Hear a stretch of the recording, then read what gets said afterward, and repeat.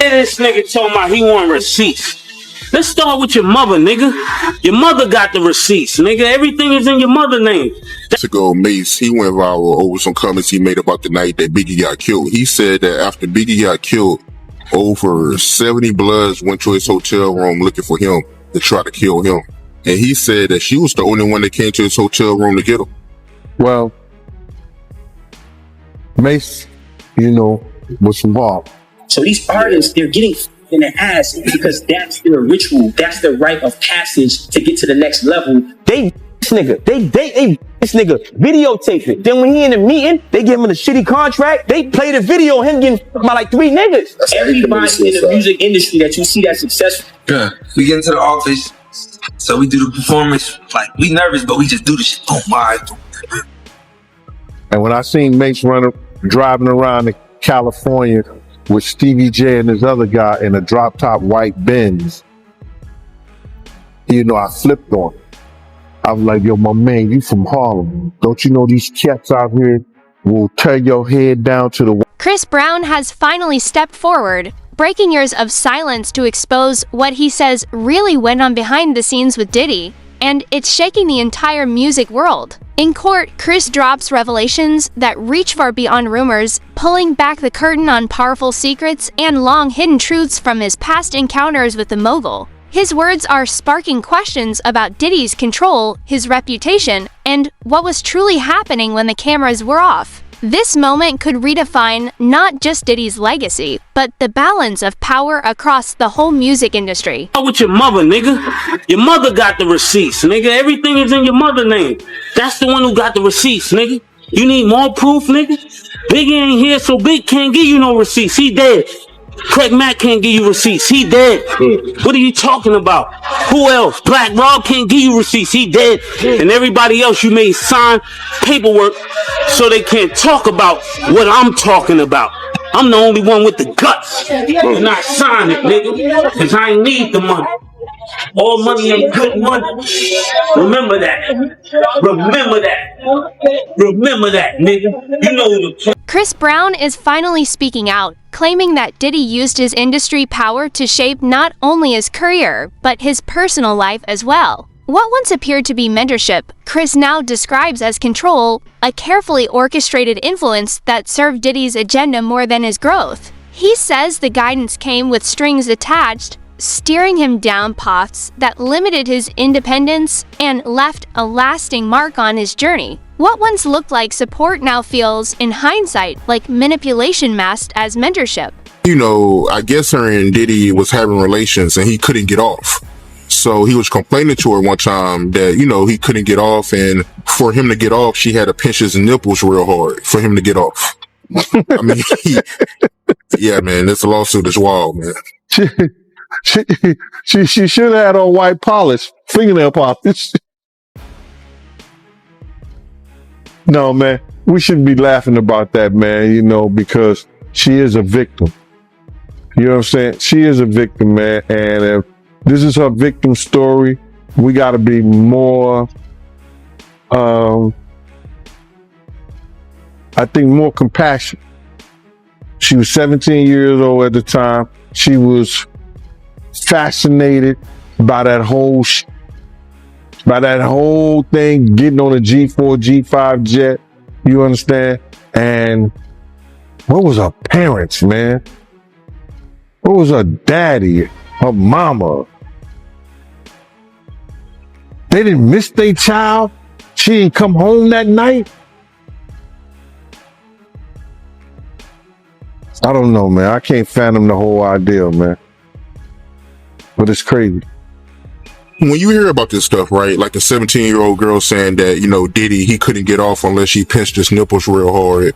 And you got Cassie saying that, he'll make her look up BBCs and he like to masturbate while she get banged by a BBC. You not surprised when you hear about this stuff, right? Bruh, I knew about the butt plug fetishes because I saw that with my own eyes. I knew about him and Kim being swingers with other people, whether it was another male or another woman or a male and a woman together. I saw that with my own eyes. you got to realize is that after 2005, I didn't see anything that Puff was doing or what he didn't do.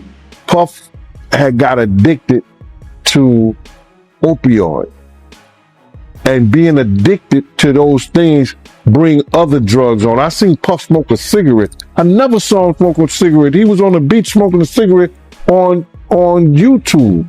Then I seen him, smoking weed and drinking. I was like, that ain't the Puff I know. Drinking like he was and doing all like that. That ain't the Puff that I knew. You understand what I'm saying? You got to realize he had a certain respect around me because I was his OG from the same gang. You understand? And he knew I was law enforcement. He knew I didn't play certain things. So he ain't going to do what he do around other people in front of me because he knew I'm going to check him on that. But what you trying to do? So to say that what he's being known for with Cassie, I can only equate to some of the things that I seen him and Kim go through. You understand what I'm saying? So people get mad, but it is what it is. I can only equate his actions like that. Crazy, man. So all this stuff about him having fetishes is true. Oh, no doubt. Especially if he getting butt plugs in different flavors. But speaking of butt plugs, right, I remember some years ago, Cameron, he did an interview and he told a story about how he went to Diddy house with Mace. Yeah. And he found the dildo in the sink. I think that was crazy. I think that was out of, and then Mace said that was Puff's. I think he said Mace said that was Puff's, but Mace was in the bathroom with it. I don't know what that was all about, man, but that was real weird to me. That's crazy. Crazy, man. But before we get off of that, right, I remember you told me a while ago that, Mace, he used to live with Diddy and he know a lot of stuff about Diddy that a lot of people don't know. Man, it's a lot of stuff that Mace and Usher know that they ain't telling about Diddy. There's a lot of stuff that they know. Can you imagine, bruh? Can you really imagine? What you mean by Usher, though? Usher used to stay with Diddy, too. Chris Brown's decision to step forward and testify against Diddy goes far beyond sensational headlines. It marks what could be a defining moment for the music industry. This isn't just a personal dispute. It's a reckoning that exposes years of hidden control, silence, and behind-the-scenes manipulation. What makes it even more powerful is how it connects to Chris's own past, including the infamous chapter with Rihanna that reshaped his public image and career. Now, with these new revelations, people are questioning how much of his downfall may have been influenced by forces operating in the shadows and how Chris may have carried the heaviest blows in the pro. Yeah, we get into the office, so we do the performance, like, we nervous, but we just do the shit. Boom, all right. He said, yeah, I like this cook. I don't like this light-skinned nigga up there. This little nigga up there. Fuck down. I said, that's just melted in that goddamn office at 12. I said, look, I mean, fucked up. And you're 12 years old. Yeah. But so, I gotta ask. Yeah. Your partner was dark skinned? I mean, I gotta ask. According to sources close to the situation, Chris Brown is now revealing that Diddy's reach went far beyond the realms of music and business. It extended into a world defined by manipulation, pressure, and psychological control. He claims that the environment around him was engineered to maintain power through fear and loyalty, built on unbalanced contracts, emotional manipulation, and relentless demands that left little room for freedom or peace of mind. Chris admits his own mistakes, including the infamous incident with Rihanna, but now points to a deeper network of influence that shaped his mindset and decisions during those turbulent years. What he describes isn't just mentorship gone wrong, it's a system that thrived on dominance and dependence, pushing him to some of the darkest and most self-destructive points of his life. In this light, Diddy's so-called influence appears less like guidance and more like control, raising serious questions about how many others may have faced the same hidden pressures within that powerful circle. Well, he said a Philly rapper. You understand? And it was redacted in the paperwork to that because first of all, it had Meek Mills, it had Stevie J, they had redacted their names, and they had Usher, and they redacted their names and just said a performer of the Super Bowl and a Philly rapper. Everybody kind of knew back in the day that Meek Mills and Puff was a little too friendly. Anytime two rappers or two people in the industry come dressed up alike on more than one occasion, my man, listen here, man. My dudes in Philly, I got some real strong dudes in Philly. They don't play that shit. And they probably embarrassed for the fact to see that Meek Mills, one of the street guys that came out of there, got caught up in this Hollywood shit. This Hollywood shit, whereas that he's dressing like, he dressed in the same shit. He dressing like Diddy? Hugged up with Diddy? I think that Lil Rod know a lot of shit, but I know this. Two men dressing alike, it's just like two men laying down. When they both get up, they both homos. And that's real talk, bro. My man, you go to a party, dog, and the nigga got the same shirt you got on, I'm taking my shirt off. I'm walking around in a t-shirt. And then, not to blow Meek Mills up out the water or anything like that, it was said that they checked his Google search and all the other shit, and he was searching for some online gay porn and all the other shit like that. Oh, wow. That shit is crazy, bro. But listen, those are what, you know, it's crazy that money, that lifestyle, and you trying to fit into something get you. These guys never set out to do all this shit. Meek Mills, when he got into the game, he didn't set out to be questioning about his manhood with Diddy. Chris Brown is finally tearing down the wall of silence surrounding his past connection with Diddy, and this time, he's speaking with raw honesty and conviction. No longer willing to stay quiet, he's calling for accountability while exposing the deep emotional and professional toll that came with their association. What began as a personal legal dispute has quickly evolved into something far larger, a reckoning that could send shockwaves through the very core of the music industry. As Chris steps into the public eye to share his truth, his boldness may serve as a catalyst for others who've remained silent, pushing more artists to reveal their own experiences. This could mark the beginning of a powerful movement, one that not only questions the unchecked influence of industry giants, but also forces the world to confront the dark underbelly of fame, power, and control that has lingered in the shadows for decades. What do you think about Gene Deal? Gene Deal. I know Gene Deal. Puff hired Gene Deal to work with him. Whatever Gene's deal beef is with Puff, I don't know. For me, Gene Deal, I had no problems with Gene Deal. I just go off of what, you know, I hear about Gene Deal, but I don't like to comment on it because I don't know the facts. But as far as Gene Deal, I ain't got no problems with him. You know what I mean? And whatever he's doing is what he's doing. Like, you know what I mean? That's his life. You know what I mean? It's his mind, his feelings. You know, I try not to get in other people's feelings. Because once you do that, then you become an enemy, or you become, you know, something else. You understand what I'm saying? Right. So I try not to make too many comments on people.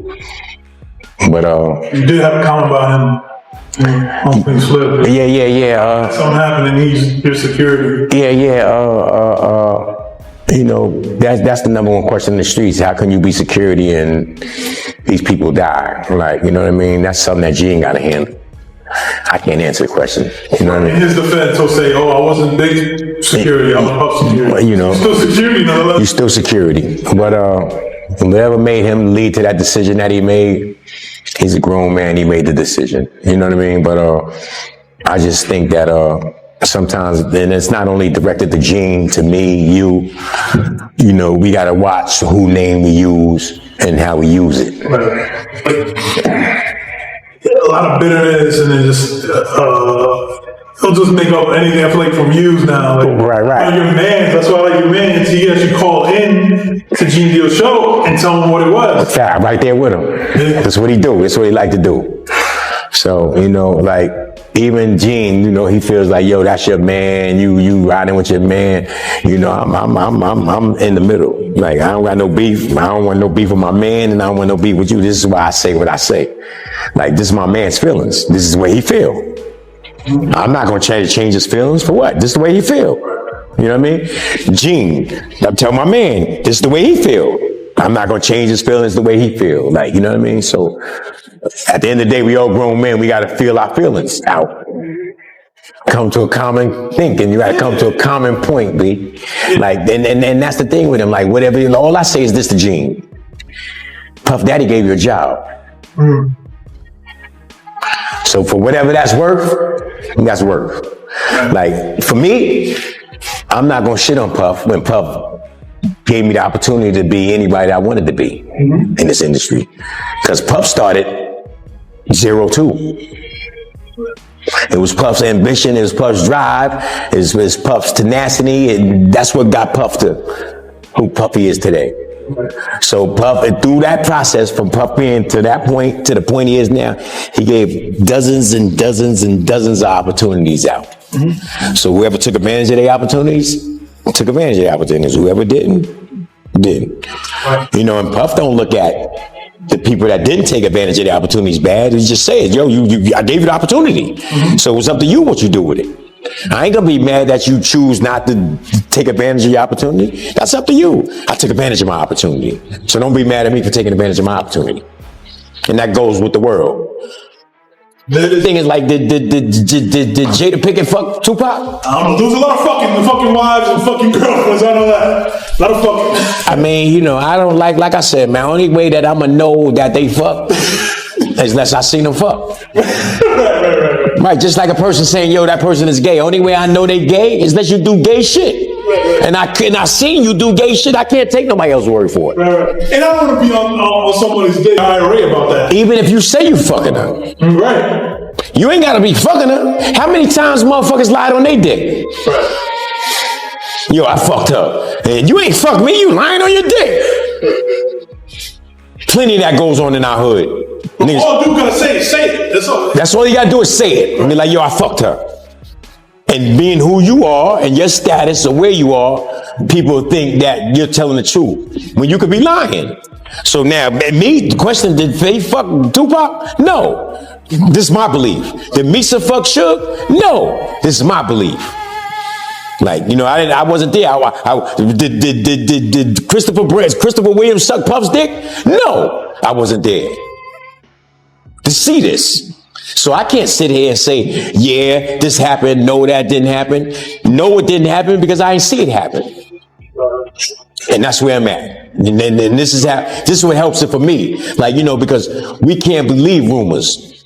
Because a rumor can go any way. Like, we got to know for facts, for sure, that this happened or that happened. Chris Brown is now speaking out, claiming that Diddy's supposed mentorship was never the empowering guidance it appeared to be. Instead, he paints a darker picture filled with relentless pressure, manipulative deals, and a suffocating sense of control that left him feeling trapped within a system built to serve one man's power. According to Chris, Diddy carefully crafted an image as the ultimate industry gatekeeper, a mogul who elevated young talent and opened doors that few could access. But behind that polished facade, he allegedly orchestrated one-sided arrangements that bound artists to his authority, limiting their freedom both creatively and personally. Chris's account goes beyond personal grievance. It challenges the myth of mentorship in an industry where influence can blur the line between guidance and exploitation, forcing the world to question just how deep that control truly ran. There was an artist on Chronic 2000 by the name of Capricorn that Suge spoke on in regards to Puffy. Can you tell me who Capricorn is and how she ended up on Chronic 2000 and what her history with Puffy is? Yeah, Capricorn is a cool chick. She was young when she was around Death Row. She was like 19 or 20. Capricorn is Stormy. She was Stormy's best friend when the issues out there when Stormy faked her robbery. Shit, no, that's an inside joke between me and him. And when she allegedly got robbed in her house, and we had to move her behind the gate into one of Reggie houses in Porter Ranch. Well, Stormy and Capricorn were good friends, very good friends. And we put her on Chronic 2000 and she did okay. You know, because Stormy was managing her and we was trying to get, you know, Stormy some publicity and looking out for, you know, Suge baby mama. And it's one of his closest friends. And so we put her on that album.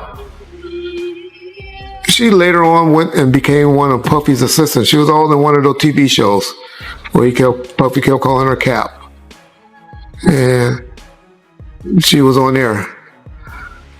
And she's real cool. I know she was getting that information from Stormy, so I believe it to be factual. I'm not going to say that it's untrue or anything like that, because she was a close associate of Puffy Combs.